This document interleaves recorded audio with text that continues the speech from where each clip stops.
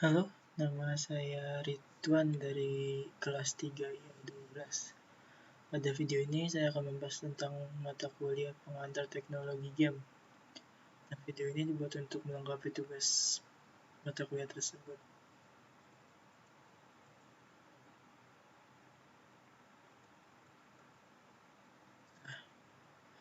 Pada video ini, apa saja yang akan dibahas?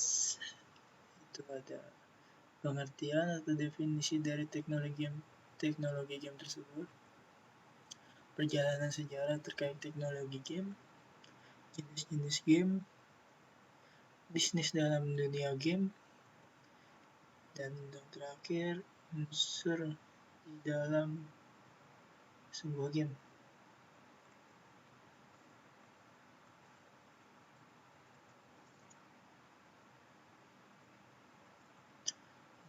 Apa itu teknologi game? Teknologi game terdiri dari dua kata, yaitu teknologi dan game. Teknologi dalam arti ini dapat diketahui melalui barang-barang, benda-benda, atau alat-alat yang berhasil dibuat oleh manusia untuk memudahkan dan menggampangkan realisasi hidupnya di dalam dunia. Hal mana juga yang memperlihatkan tentang wujud dari karya cipta dan karya seni manusia. Dari sini muncul istilah teknologi yang berarti ilmu yang mempelajari tentang tekne manusia. Teknologi sebenarnya lebih dari sekedar penciptaan barang, benda, atau alat lain. Teknologi bahkan telah menjadi suatu sistem atau struktur dalam eksistensi manusia di dalam dunia. Teknologi juga membentuk dan menciptakan suatu komunitas manusia yang lain. Teknologi juga penerapan keilmuan yang mempelajari dan mengembangkan kemampuan dari suatu rekayasa dengan langkah dan teknik tertentu dalam suatu bidang. Nah, yang kedua adalah game. Game adalah sesuatu yang sangat digemari oleh anak-anak hingga orang dewasa. Game berarti hiburan. Permainan game juga menunjuk pada pengertian sebagai kelincahan intelektual atau intellectual playability, itu bahasa Inggrisnya. Sementara kata game bisa diartikan sebagai arena keputusan dan aksi pemainnya. Ada target-target yang ingin dicapai pemainnya. Kelincahan intelektual pada tingkat tertentu merupakan ukuran sejauh mana game itu menarik untuk dimainkan secara maksimal. Nah, beberapa waktu lalu istilah game yang dalam bahasa Indonesia adalah permainan identik dengan anak-anak selaku pemain. Tentunya dalam permainan itu sesuatu kegiatan yang dilakukan oleh anak-anak yang menurut mereka itu dapat menyenangkan hati mereka. Segala bentuk kegiatan yang memerlukan pemikiran, kelincahan intelektual, dan pencapaian terhadap target tertentu dapat dikatakan sebagai game. Tetapi yang akan dibahas pada kesempatan ini adalah game yang terdapat di komputer, baik offline maupun online. Nah, jadi kesimpulannya,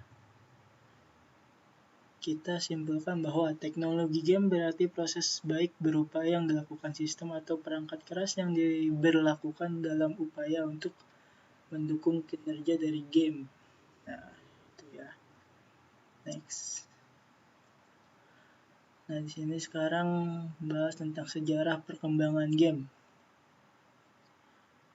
Pertama, teknologi game terbagi dari generasi ya. Ini generasi pertama dari tahun 1952 sampai 1975.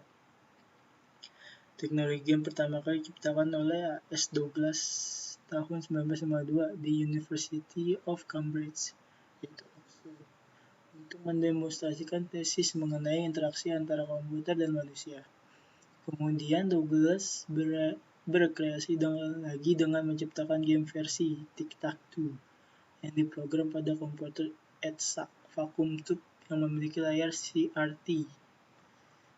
Nah, ini Tic-Tac-Toe, kalau yang belum tahu. Video game mengalami awal perkembangan pada tahun 1996 oleh mahasiswa-mahasiswa pada tahun itu memanfaatkan fasilitas teknologi yang ada di kampusnya untuk menyalurkan kreativitas. Kemudian menjadi lebih berkembang lagi ketika untuk pertama kalinya dirilis perangkat video game pada tahun 1979, Untuk pasar rumahan, Magnavox Odyssey yang dihubungkan dengan televisi. Tetapi pada tahun 1975, produsen Magnavox berhenti memproduksi Odyssey karena berhasil mengenalkan mikroprosesor berbasis konsol. Sebagai gantinya, Magnavox memproduksi Odyssey 100, yaitu mesin yang khusus menyajikan game Pong. Nah, ini game Pong kayak tenis. Next, teknologi game generasi kedua, yaitu tahun 1976 dan 1983. Dalam sejarah komputer dan video game, generasi kedua biasanya disebut sebagai awal era 8-bit atau kurang lebih 4-bit era. Dimulai pada tahun 1976 dengan rilis Fairchild, Channel F, dan Radovin 1992. Advanced Programmable Video System. Di era generasi kedua ini yang menjadi primadona konsol game adalah konsol game Atari. Beberapa contoh konsol game pada generasi kedua dapat dilihat di samping. Bukan sampai sih di bawah nanti. Kita adalah Fairchild Channel F Atari 2600, Magnavox versi 2, Atari 5200.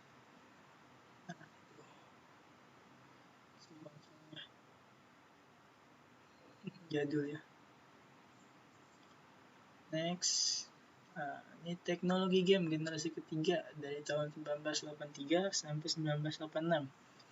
Konsol bernama Famicom atau Nintendo Entertainment System atau NES, singkatnya itu ya, yang dirilis di akhir tahun 1983.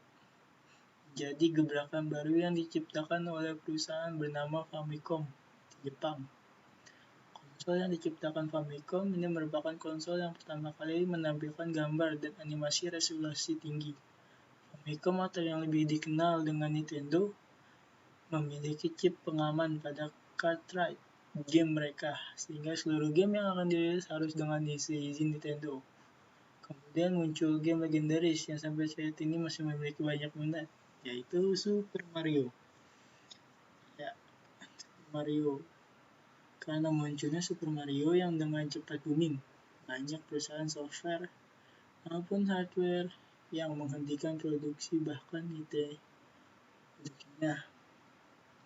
Nintendo memperluas pemasarannya ke Amerika. Di era ini produksi Nintendo mendominasi di Amerika dan merajai pasar video game, pasti. Zaman saya kecil nih Super Mario SD.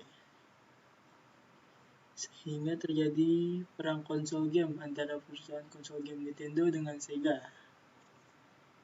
Nah, gambaran Mario. Banyak ya versi-versi Super Mario sebenarnya. Gamers pasti tahu lah.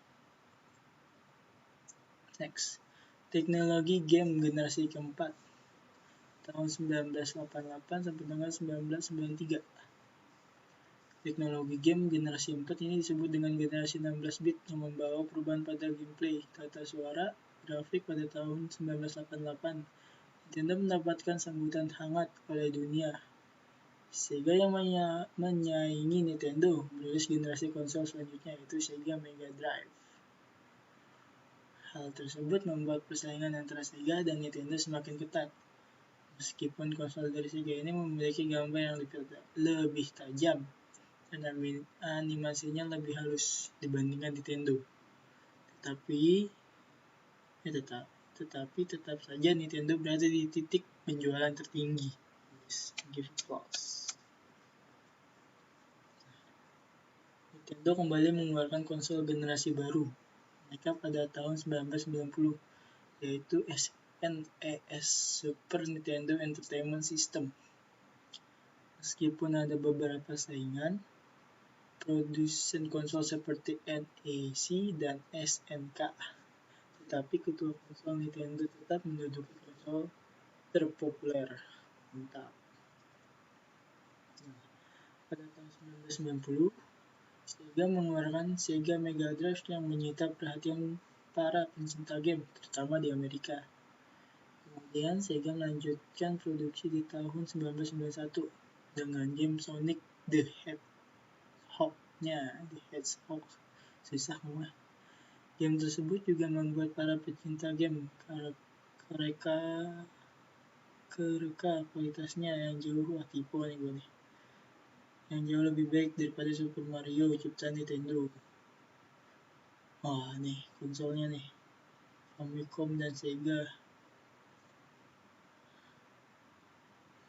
Nah, sebelah Nintendo yang pokoknya kalau Sonic itu Sega, Nintendo itu Super Mario. Udah jadi logonya dari dulu ya. Next. Nah, teknologi game generasi kelima tahun 1994 sampai dengan 1999. Nah, pada tahun 1994, Atari kembali meluncurkan konsol untuk menyaingi konsol dari Sega dan Nintendo. Atari Jaguar menyaingi kecanggihan SNES dan Mega Drive, tetapi penggunaan yang sulit membuat tertarik pecinta game. Terlebih lagi pada saat itu Sony mengeluarkan konsol berbasis CD yang super legendaris. Di teknologi game generasi 5 inilah muncul konsol game yang bernama PlayStation yang diluncurkan oleh Sony. Generasi ini juga bisa disebut dengan era konsol 32 bit. Nah, konsol berbasis CD keluaran Sony menuai sukses untuk keluaran pertamanya yang kemudian menjadi konsol terlaris sepanjang masa. Nah, berarti ini PS1. Mahal nih dulu nih. Zaman saya SD dia sekitar 1 jutaan lebih. Karena merasa tersaingi, Nintendo meluncurkan Nintendo 64 dan Sega merilis. Nah nih, TDO, Jaguar, Saturn, PlayStation, Nintendo 64. Ini konsol-konsolnya dari masing-masing brand. Saya cuma bisa mainin Nintendo sama PlayStation. Saturn, Jaguar, 3DO dulu belum pernah. Sampai sekarang juga belum pernah. Udah punah kali ya. Next, generasi ke-6 tahun 2000 sampai dengan sekarang. Teknologi game generasi 6 ini masih dikuasai oleh Sony. Pada tahun 2000, Sony semakin merajalela dengan merilis PlayStation 2 yang berbasis DVD yang ukurannya lebih kecil. Xbox juga mengeluarkan Xbox keluaran dari Microsoft, satu-satunya saingan PlayStation. Jadi saingan PlayStation 2 itu Xbox. Tampilan Xbox sangat tajam dan berkualitas, tapi ternyata game Xbox tidak bisa mengalahkan populernya PlayStation 2. Sampai saat ini Sony sudah meluncurkan PlayStation versi 3 dan disusul versi keempat. Nah, kenapa ini PlayStation 2 lebih populer? Karena harga game PlayStation 2 itu lebih murah daripada Xbox. Satu kaset pada zaman saya SD, kasetnya itu hanya 5.000. Sedangkan Xbox satu kaset bisa sampai 30.000 lebih. Maklum, orang Indonesia lebih suka yang murah. Nah, ini nih konsolnya nih, Dreamcast. Saya cuma pernah mainin PlayStation 2 dan Xbox. GameCube, Dreamcast belum pernah. Saya juga baru tahu ini malah ada. Next. Nah, sekarang ada jenis-jenis game. Kita bahas jenis-jenis game ya. Ada arcade games, yaitu sering disebut dingdong di Indonesia. Biasanya berada di daerah atau tempat khusus dan memiliki box atau mesin yang memang khusus didesain untuk jenis video games.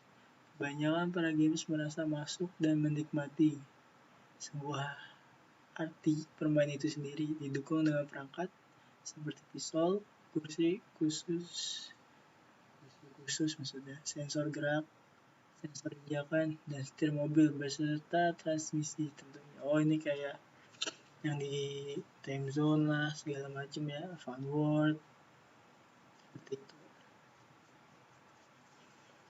Next, ada PC games. Video game yang dimainkan menggunakan persona komputer. Nah, persona komputer. Bisa persona komputer, bisa laptop ya. Tergantung jenis pemakaian. Console games. Apa itu console games? Video games yang dimainkan menggunakan konsol tertentu. Seperti PlayStation 2, PlayStation 3, dan Nintendo Wii. Jadi kan mereka ada kaset-kasetnya sendiri ya. Nah, kaset PlayStation 2 nggak bisa dimainin di PlayStation 3 dan sebaliknya. Apalagi ke Nintendo Wii. Beda banget itu pasti. Yang ngeluarin gamenya aja beda ya. Nah, next ada handheld games. Apa itu handheld games? Ini games dimainkan di konsol khusus video game yang dapat dibawa kemana-mana.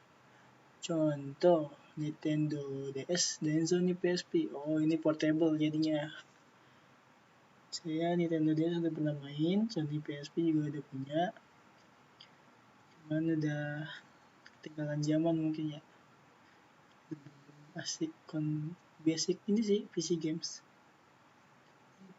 Ada mobile game. Nah, mobile game ini sendiri udah pasti tahu ya, mobile itu artinya handphone. Ya. Nah, ini dapat dimainkan atau khusus untuk mobile phone atau PDA. Sekarang lagi banyak-banyaknya ya. Next aja ya. Jadi yang perlu dibahas lagi. Nah, ini ada beberapa genre game. Shooter. Shooter adalah jenis game yang dimainkan menggunakan sebuah senjata, biasanya pistol, senapan, atau senjata jarak jauh lainnya.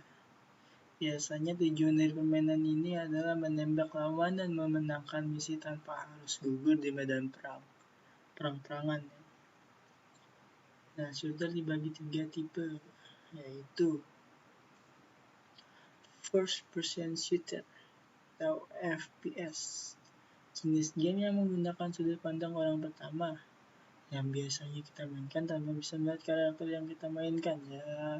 Contohnya kayak CS, Counter Strike, terus PB, Point Blank. Itu di PC. Kalau di PlayStation ada Black, ada Battlefield, dan seterusnya lah sebagainya. Terus ada Third Person Shooter atau TPS.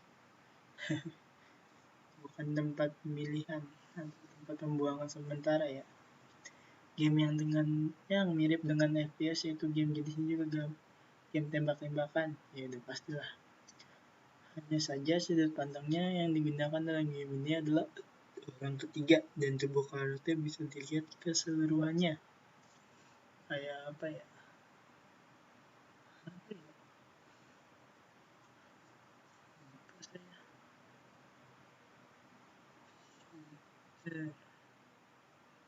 Nggak tahu dah, lupa saya. Belum pernah main kayaknya. Yang selanjutnya Massively Multiplayer Online First Person Shooter, panjang juga ya, disingkat jadi MMOVPS. Permainan yang dimainkan secara online menggabungkan pemain VPS pada sebuah dunia virtual di mana para pemain dapat berinteraksi satu dengan lain. Oh, ini berarti itu seperti yang tadi saya sebutin kayak Counter Strike, Point Blank gitu ya. Oke, next.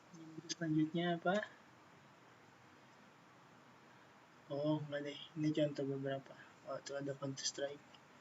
Oh, Battlefield. Masuk apa ya? Saya lupa. Next. Nah, yang kedua genre Multiplayer Online Battle Arena, singkat MOBA. Siapa yang tidak mengenal game dengan genre MOBA? Salah satunya game yang sudah sangat mendunia seperti Dota 2. Dota. Yang jenis-jenis Dota itu masuk ke MOBA. Online yang pasti ya. Dimana game ini merupakan game online gratis yang dapat dimainkan oleh siapa saja dan tidak lupa. Game ini mengharuskan playernya mengakses menggunakan persona komputer. Game yang memiliki peminat pemain yang tinggi dari setiap player dari seluruh dunia. Game ini juga sudah termasuk e-sport game yang dimana seringkali diadakan kompetisi bagi para profesional dari player game tersebut. Nah, ini contohnya nih. Selain Dota ada League Legends, ada Heroes of New Earth, ada RF juga termasuk ya, RF online, apalagi ya, pokoknya yang online lah, yang bisa main bareng-bareng, semua masuk ini MOBA. Next, ada apa lagi? Oh, fighting. Game satu ini berisi pertarungan. Dalam game ini, pemain dapat memilih karakter dengan kemampuan berbeda-beda. Pemain juga bisa mengeluarkan jurus dan kemampuan berbeda dari tiap karakter untuk mengalahkan musuhnya. Biasanya pertarungan hadir secara one-on-one atau satu-on-satu, ya kali keroyokan. Dalam sebuah arena yang terbatas, contoh game di sini yang cukup terkenal ya Mortal Kombat, Street Fighter, dan Tekken. Nah, saya udah pernah mainin semua, udah tamat semua. Mortal Kombat. Ini karakternya ada Sub-Zero sama Scorpion kalau nggak salah. Nah, ini belakangnya ada Tekken. Tekken udah banyak ya versinya, dari versi 1, 2, 3, 4. Yang sekarang ada Tekken 7. Semakin banyak gitu karakter dari dalamnya. Terus Street Fighter juga sampai 7. Cuma Street Fighter biasanya itu lebih bagus di Nintendo daripada di PlayStation. Lebih bagus, visualnya lebih bagus, lebih 3D. Pokoknya lebih bagus di Nintendo kalau Street Fighter. Next. Tuh, udah habis adventure lah. Saya cuma 3 doang. Nah, sekarang bisnis dalam game. Apa aja sih bisnis dalam game ini maksudnya? Nah, bisnis dalam game pada saat ini sudah sangat berkembang pesat seiring dengan berkembangnya teknologi. Sebelum adanya teknologi, kita hanya bisa menikmati game yang contohnya pada komputer game yang hanya kita jumpai seperti Minesweeper, Solitaire, Catur, dan Pinball, dan game lainnya. Namun pada saat ini, sudah banyak tersedia game berbayar atau game free yang telah disediakan oleh berbagai macam developer game. Game berbayar merupakan salah satu keuntungan dari si pembuat, karena player yang tertarik akan game tersebut, mereka harus mengeluarkan sedikit dana untuk mendapatkan akses untuk mendownload game tersebut. Dan juga fitur-fitur dari game tersebut juga dibuat semenarik mungkin agar player yang ingin membuat tampil dari karakter semenarik mungkin. Nah, sedikit dananya ini terkadang variatif ya. Menurut saya game berbayar sekarang itu udah mahal-mahal semua. Ya, tapi wajar lah, kreativitas lebih mahal dan tenaga. Betul tidak? Next. Nah, contoh bisnis dalam game. Mana yuk? Nah nih, salah satunya kostum atau style, skin, atau apalah untuk karakter pada game Dota. Saya nggak ngerti, saya nggak main Dota. Ibaratnya kalau kalian main di game pada handphone kan biasa kadang ada fitur yang nggak bisa dimainkan.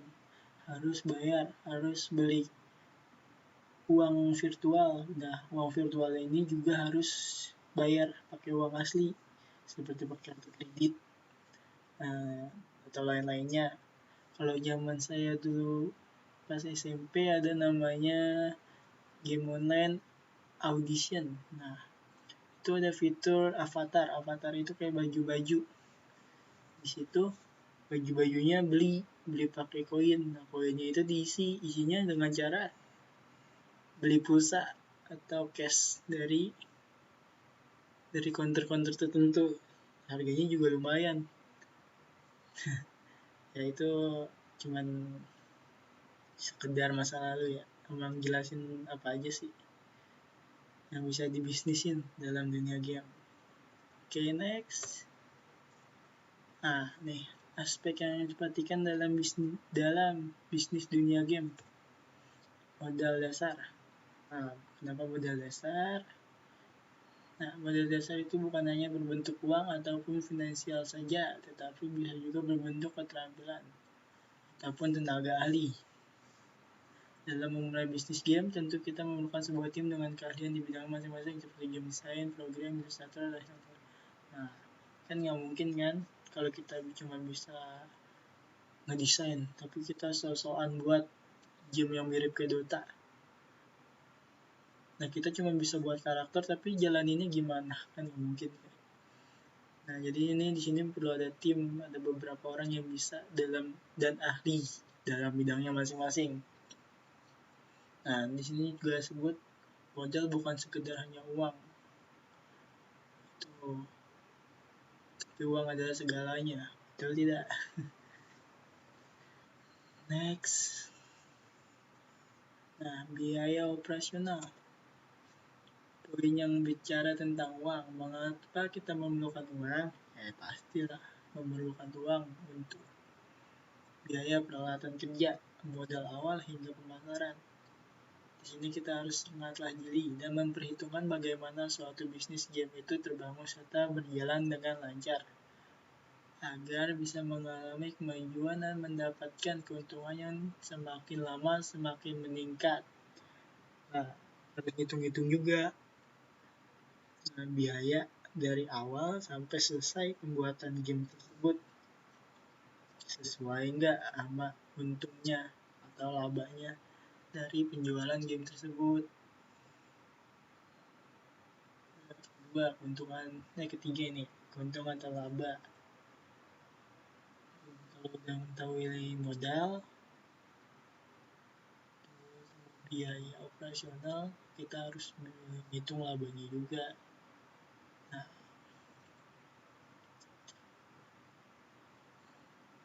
bisa baca sendiri ya. Oke. Next.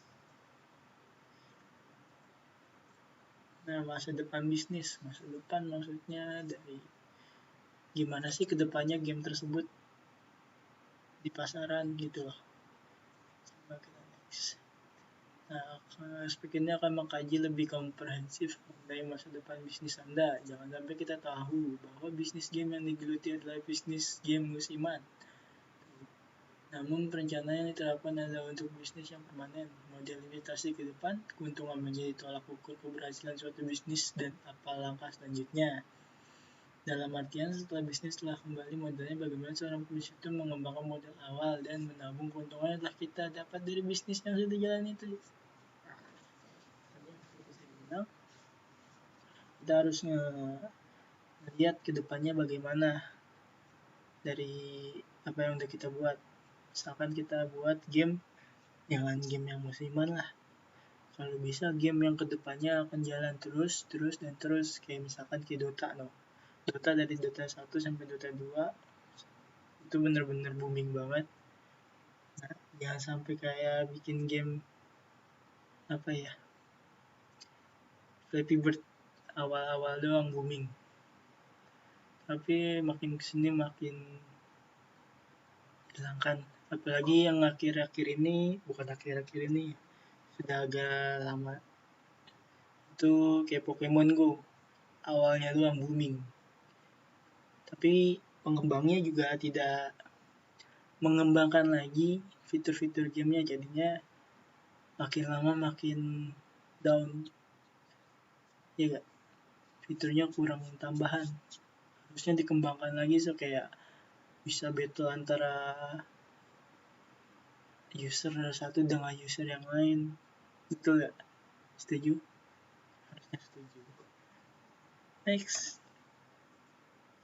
Wah, sekarang tipe nih, harusnya aplikasi pembuat game. Maaf ya. Next. Nah, aplikasi pertama ada Game Maker.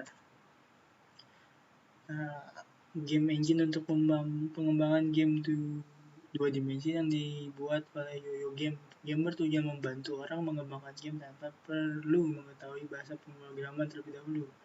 Ia menggunakan konsep visual coding interface berbasis drag drop sehingga cocok pemula untuk pemula atau orang yang belum kemampuan latar belakang pemrograman. Bagi pengguna yang memiliki kemampuan coding, game menyediakan bahasa pemrograman untuk user yang membutuhkannya, yang disebut Game Maker Language (GML). GM dapat digunakan untuk membuat game 3D walaupun fokus utama, tetapi untuk game 2 dimensi ada beberapa versi untuk GM. Versi gratis hanya dapat membuat aplikasi desktop Windows dengan split screen widget.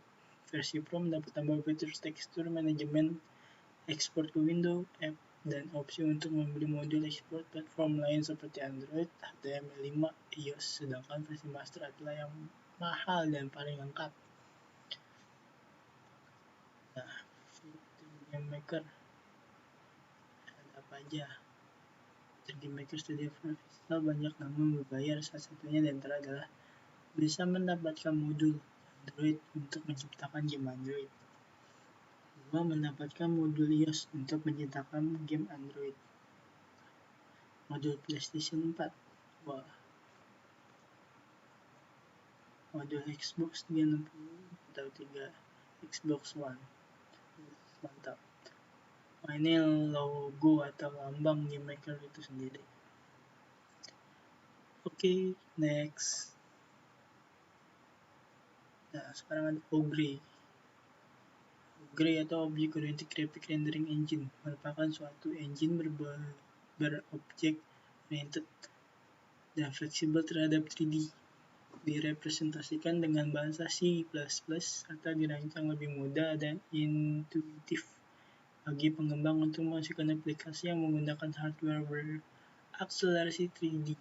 Kelas library pada Ogre menggunakan Directed dan OpenGL. Wah, serta menyediakan sebuah interface berbasis objek kelas dunia dan tingkat tinggi. Ogre merupakan rendering engine dan khusus menangani vektor dan matrix class serta memory handling. Nah, untuk share OpenGL itu pemakaiannya cukup rumit. Agak susah untuk buat sebuah garis saja itu susah. Bukan susah sih, rumit banget, apalagi untuk buat karakter ya. Saya aja nyerah untuk menggunakan OpenGL. Dan itu untuk OpenGL rata-rata digunakan pada OS Linux.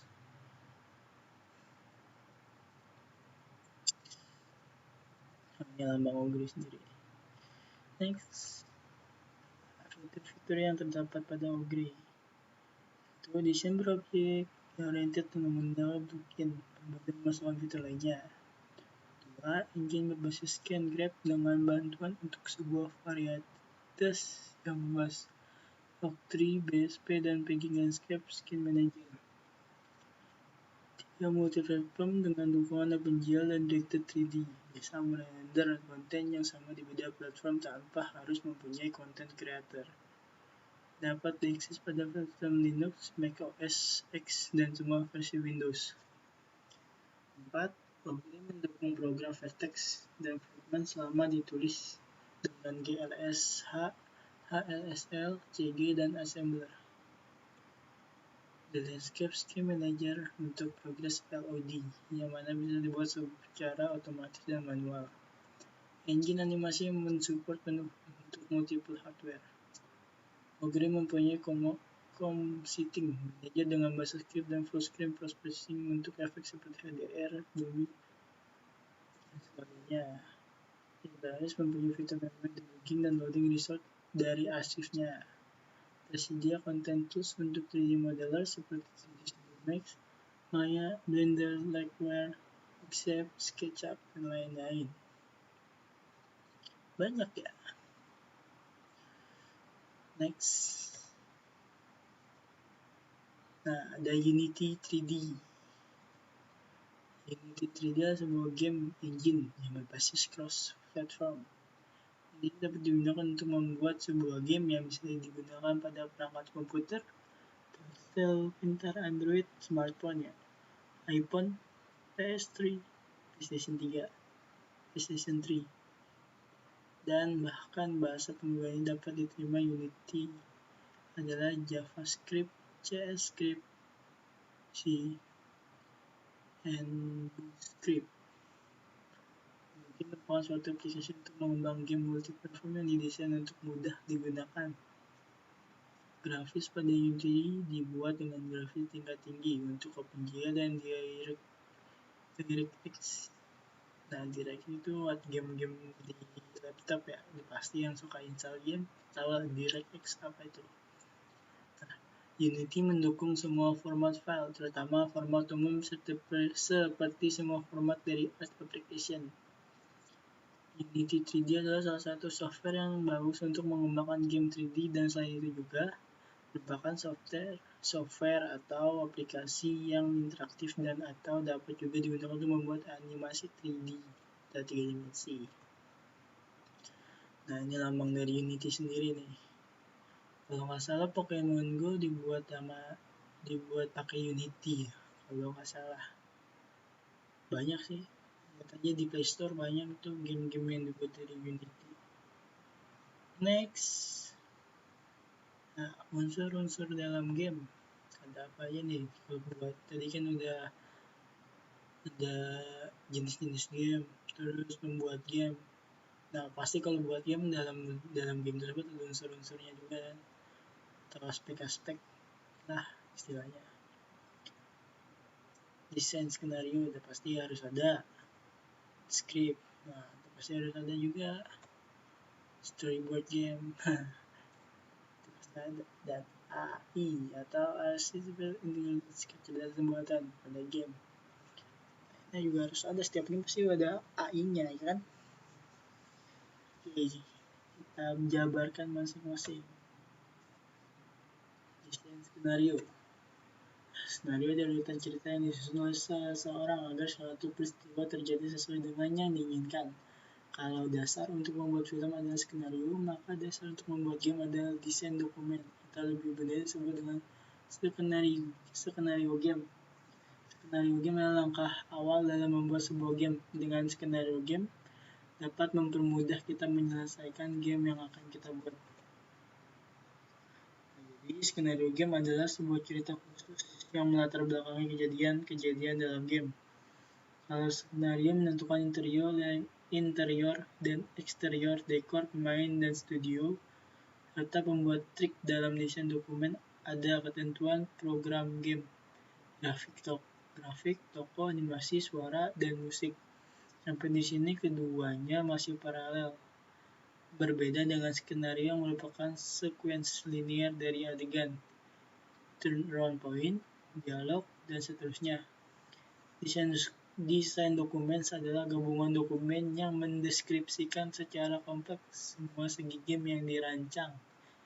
Nah, itu jadi skenario itu kayak kalau diceritakan itu alur cerita. Kalau skenario game sendiri ada dua, jadi kayak alur cerita dari game tersebut tuh sama alur dokumentasinya kali ya. Jadi kan di game-game tersebut ada file-file tertentu kan yang harus disusun sedemikian biar jadi sebuah jalan cerita yang baik dan rapi. Nah, mungkin itu kali ya. Next, script. Nah, script apa sih? Dalam penggunaan komputer, naskah adalah sebuah program atau urutan instruksi yang ditafsirkan dilakukan dengan program lain daripada oleh komputer prosesor. Script adalah semacam bahasa pemrograman dalam tingkat kesulitan yang lebih rendah tanpa aplikasi hasil kompilasi interpreter. Script biasanya disisipkan ke dalam bahasa pemrograman yang lebih kompleks dan hasil script digunakan oleh bahasa pemrograman yang lebih kompleks itu. Script itu kayak codingannya ya, codingan dari game tersebut. Jadi untuk menjalankan fungsi, misalkan jalan maju, kita harus menyisipkan script. Bagaimana sih? Kayak misalkan kita menggunakan tombol W untuk jalan maju. Nah, kita harus ada lagi tuh bahasa pemrograman. Harus menggunakan bahasa pemrograman tersebut. Nah, bahasa pemrograman tersebut disebut script dari program tersebut. Oke, next. Script bahasa digunakan untuk menerjemahkan setiap perintah dan instruksi yang pada tadi seperti saya bilang, melakukan suatu perintah. Menentukan status dinamis di sebuah situs, maka akan terlihat semakin dinamis dan interaktif serta terlihat lebih bagus. Bahasa yang dasar yang dipakai setiap situs adalah HTML. Macam-macam script itu ada PHP, ASP, JSP, JavaScript, JavaPet, JSP. Next, storyboard game. Bagaimana visualisasi ide dari aplikasi yang akan dibangun sehingga dapat memberikan gambaran dari aplikasi yang dihasilkan. Dapat dikatakan juga visual script yang akan dijadikan outline dari sebuah proyek. Ditampilkan shoot by shoot yang biasa disebut dengan istilah skin. Ini visualnya berarti gambaran. Pada storyboard game terdapat goal atau mission yang akan dibuat pada game itu sendiri. Kemudian storyboard pada game menjelaskan tentang alur permainan itu sendiri. Seperti apa tergantung dari jenis gamenya. Betul. Misalkan game bergenre arcade tidak memiliki alur cerita, namun game tersebut menitik beratkan pada perolehan poin. Jadi storyboard yang dibuat yaitu bagaimana pemain mendapat nilai atau poin setinggi mungkin. Oke, next. Nah, Artificial Intelligence atau singkat AI yaitu kecerdasan buatan pada game. Itu musuh. Biasanya ditambahkan pada suatu sistem yang bisa diatur dalam konteks ilmiah atau intelijensi artifisial. Didefinisikan sebagai kecerdasan entitas ilmiah. Sistem seperti ini memang dianggap komputer. Apalagi di fighter ada human versus com. Nah, com itu bisa disebut AI, artificial intelligence. Yang pada umumnya seperti itu ya. Nah, kecerdasan diciptakan dan dimasukkan ke dalam suatu mesin agar dapat melakukan pekerjaan seperti yang dilakukan manusia. Beberapa macam bidang yang menggunakan kecerdasan buatan antara lain sistem pakar, permainan komputer, logika fusi, jaringan saraf tiruan, dan robotika. Jadi robot juga termasuk AI, kecerdasan buatan. Oke, next. Wah, sekarang macam-macam AI. Decision making. Decision making dibagi ada bagiannya itu decision tree, state machine, system. Nah, ada lagi pathfinding. Terbagi jadi waypoints. Ini aku bacanya searching kali. Orchestra, tactile, dan strategic AI. Okay. Next, decision making. Itu decision making merupakan serangkaian algoritma yang dirancang sedemikian rupa dengan cara memasukkan beberapa kemungkinan langkah yang bisa diambil oleh suatu aplikasi. Decision making pada game memberikan kemampuan suatu karakter untuk menentukan langkah apa yang akan diambil. Cara kerja dari decision making adalah dengan menentukan satu pilihan di antara banyak list yang telah dibuat pada algoritma yang dirancang. Jadi decision making dibagi menjadi 3 bagian, yaitu decision tree, disebut pohon keputusan, merupakan metode klasifikasi dan prediksi yang sangat kuat dan terkenal. Metode pohon keputusan mengubah fakta yang sangat besar menjadi pohon keputusan mempresentasikan aturan tersebut. Bla bla bla bla bla. Panjang banget ya. Oke, next. 2. State machine. Finite state machine merupakan sebuah metodologi perancangan sistem kontrol yang menggambarkan tingkah laku atau prinsip kerja sistem dengan menggunakan 3 hal berikut: state, keadaan, event, kejadian, dan action. Pada suatu ketika pada waktu yang cukup signifikan, sistem akan berada pada salah satu salah state yang aktif, kemudian sistem dapat beralih atau beralih ke state yang lain jika mendapatkan suatu masuk atau event tertentu. Cepat banget ngomongnya. Bisa bersendiri, aksi yang dilakukan dapat berupa aksi yang sederhana atau bisa melibatkan rangkaian proses yang relatif kompleks. Next, rule system. Rule system merupakan metode pengambilan keputusan yang berdasarkan pada aturan tertentu yang telah ditetapkan. RBS dapat diterapkan pada agen virtual dalam bentuk kecerdasan buatan sehingga dapat melakukan tindakan tertentu. Tindakan tersebut direpresentasikan oleh set aturan, yaitu penyebab, proses, dan hasil dari tindakan yang dilakukan. Merupakan sistem baik jika menjawab pertanyaan mengenai what, how, dan why.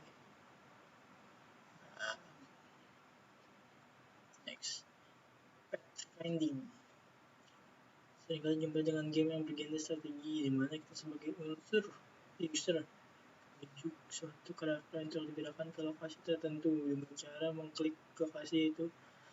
Sejumlah akan bergerak ke arah tentukan secara cerdas dan menentukan jalur pendek atau menghindari tentang yang ada. Metode pada pathfinding terbagi menjadi 4. Apa aja? Sebutin. Waypoints. Kalau keperluan navigasi kita menggunakan longitude, latitude, dan latitude untuk keperluan navigasi di udara. Searching. Wah, panjang. Baca sendiri ya.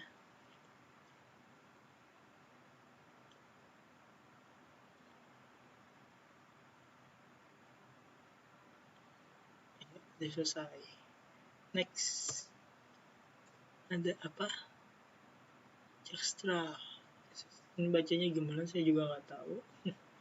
Asal aja spellnya Dijkstra. Algoritma Dijkstra yang dinamai penemunya yakni seorang ilmuwan komputer Asger Dijkstra merupakan sebuah algoritma yang rakus atau bisa dikenal dengan algoritma greedy. Algoritma ini bisa dipakai dalam memecahkan permasalahan jarak terpendek shortest path problem untuk sebuah graf dengan bobot sisi yang bernilai positif. Ini yang keempat, tactical pathfinding. Tactical pathfinding merupakan algoritma pencarian jalur yang bisa melakukan pencarian jalur terpendek dengan menghitung bobot ancaman implementasi. Algoritma ini dapat memberikan gerakan taktis pada non-player karakter. Algoritma dilakukan berdasarkan algoritma pencarian jalur, terutama dengan perhitungan bobot. Habis ternyata. Udah cukup sekian. Terima kasih atas waktunya. Sampai jumpa di video-video